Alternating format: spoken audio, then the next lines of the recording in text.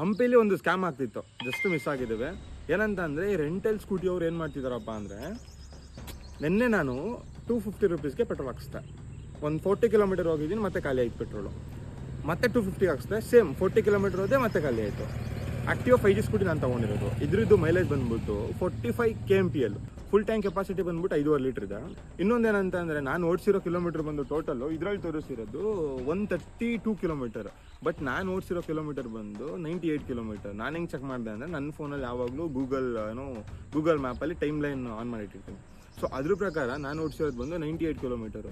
ಇದರಲ್ಲಿ 34 ಕಿಲೋಮೀಟರ್ ಜಾಸ್ತಿ ತೋರಿಸ್ತಿದೆ 1 ಪಾಯಿಂಟು. ಇನ್ನೊಂದಂತ ಅಂದರೆ 40-50 ಕಿಲೋಮೀಟರ್ ಸ್ಪೀಡಲ್ಲಿ ಹೋಗ್ತಿದ್ರೆ ಇದು 60-70 ಕಿಲೋಮೀಟರ್ ಸ್ಪೀಡಲ್ಲಿ ತೋರಿಸುತ್ತೆ. ಸೊ ನಾನೇನು ಮಾಡಿದೆ ಅಂದರೆ ಅದಕ್ಕೆ ಮತ್ತೆ ಪೆಟ್ರೋಲ್ ಹಾಕ್ಸೋದಕ್ಕೆ ಹೋಗಲಿಲ್ಲ. ಟ್ಯಾಂಕ್ ಓಪನ್ ಮಾಡಿ ನೋಡಿದ್ರೆ ಅರ್ಧ ಟ್ಯಾಂಕ್ ಪೆಟ್ರೋಲ್ ಇನ್ನೂ ಹಂಗೆ ಇದೆ.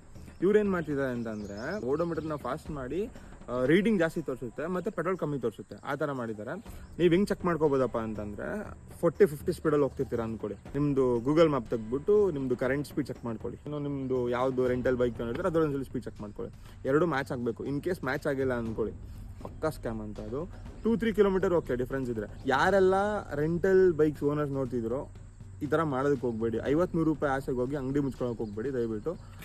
ನಾನು ಏನಾದರೂ ಕಂಪ್ನಿ ಹೆಸರು ಹೇಳಿದ್ರೆ, ಯಾರಾದ್ರೂ ನಾನು ತೊಗೊಂಡಿದ್ದೀನಿ ಅಂತ ಹೇಳಿದ್ರೆ ತುಂಬ ಇಂಪ್ಯಾಕ್ಟ್ ಆಗುತ್ತೆ, ನೆನಪಿರಲಿ.